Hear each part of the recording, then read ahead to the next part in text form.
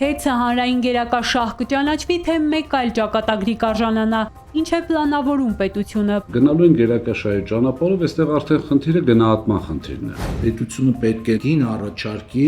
Իմ անձնական կարծիքով ուզում են մի այսպիսի բան գտնել, որի արդյունքում կարողանան բավականին նվազեցնել արժեքը։ Եվ այդպիսի առաջարկ անեն։ Բնականաբար սեփականատերը հրաժարվելու է։ Մինչև այս հարցը վճռվի, ընկերության գլխավոր տնօրենի նախկին պաշտոնակատարն ասում է, ներսից գիտեն, վթարների քանակը 40%-ով ավելացել է, իսկ հոսանքի սակագինը չի բարձրանալու մինչև ընտրություն։ Հունիսի 7-ից հետո են պլանները փոխվում, հոսանքի թանկացումն անխուսափելի է լինելու։ 1% հնարավորություն ունեն, թեկուզ 1 դրամով կիչացնեն որպես նախընտրական, այսպես արշավի մի մաս, որպես գովազդ իրենց։ Պատկերացեք, վատ ինչքան վիճակա վատ եղել, որ գոնե կարողացել են պահել այս նույն սակագնում։ Հուսով եմ դուք Էկոնոմիկայի նախարար Գևորգ Պապոյանը հայտարարել էր, քաղաքացիների հոսանքի սակագնի մեջ մտնում են նաև հեծի վերցրած վարկերի տոկոսները, որ դրանք սակագնի մեջ չեն մտնում, հաստատել էր Հանրային ծառայությունները կարգավորող հանձնաժողովի նախագահը վերջին ասուլիսում։ Ինքը երևույթին տվել է ըստ էության միգուցե նաև քաղաքական գնահատական Ուժեղ Հայաստանում արդեն չի լինելու այդպիսի քաղաքական գործիչ կամ պետական պաշտոնյա, համենայն դեպս մեր ուժից, որը ինչ-որ բան ուղակի կամ թեկուզ թյուրիմացաբար կստի եւ ներողություն չի խնդրի, մի բան էլ կասի քաղաքական անձեմ, դրա համար ես ձեզ խաբում եմ։ Մոտավորապես դա է ստացվում։ Նույն շարքից 7 ամիս շարունակ պնդում են, փրկել են էներգետիկ համակարգի կառավարումը, կանխել են օրհասական վտանգները։ Ըստ Ղազինյանի ավելի խոսուն են փաստերը։ Մեկն օրինակ, հոսանքազրկված Էրեբունին Ամանորի նախաշեմին։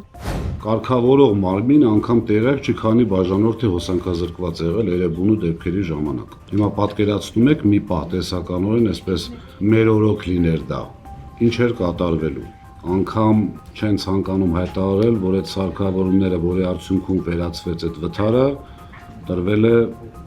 Տաշիր ընկերության կողմից պարոն Կարապետյանի համաձայնությամբ։ Քաղաքացիներից շատերը ահազանգում են, վերջին ամիսներին սպառածից ավելին են վճարում։ Դիմում բողոքներ ստացել են նաև Հանրային ծառայությունները կարգավորող հանձնաժողովը, որի նախագահն ասում է, հակառակ արձագանքն է ստացել։ մարդիկ մոտեցել եւ շնորհակալություն են հայտնել։ Չգիտեմ ինքը որ փողոցներով է քայլում, որտեղով է քայլում, ամեն դեպքում մենք խոսում ենք փաստերով։ Մենք չենք ասել երբևիցե հանձնաժողովում մեզ եկել շնորհակալություն են հայտնել։ Մենք խոսել ենք թվերով, խոսել ենք փաստերով։ Հիմա իրենք խոսում են ինչ որ համենայն դեպս փաստացի գոյություն չունեցող ու շեշտում էլ է, չէ՞ ոնց որ անծանոթ։ Հիմա ենթադրվում է, որ այդ անծանոթ մարդկանց չի կարող գտնել, չեն կարող այդ բան հիմնավորել։ Կարող են արդյոք մտածել, որ դա ընդհանրապես այսպես հեքիաթ էր հորինված, որպեսզի ծածկի բողոքողների կամ եւ ամենակարևորը, ասում է ժողովուրդը նորից կրկնեմ, շատ իմ դրած անկեղծ ասեմ, շատ վիրավորական է։ Ժողովուրդը բողոքում է, որովհետեւ տեղյակ չէ օրենքներից։ Հեծի բարի համբավը վերականգնելու դատական հայցերը ժամանակավոր կառավարիչը հետ է վերցնում։ Ղազինյանի խոսքով սա աբսուրդ է։ Այստեղ նախկին ներկա չպիտի լիներ։ Ժամանակավոր կառավարիչն էլ պետք է շահագրգիռ լիներ վերականգնելու իր ղեկավարած կառույցի համբավը, մինչդեռ ճիշտ հակառակն է անում։ Բաժանորդագրվեք Արմատ մեդիայի ալիքներին YouTube-ում, Facebook-ում, Instagram-ում և Telegram-ում։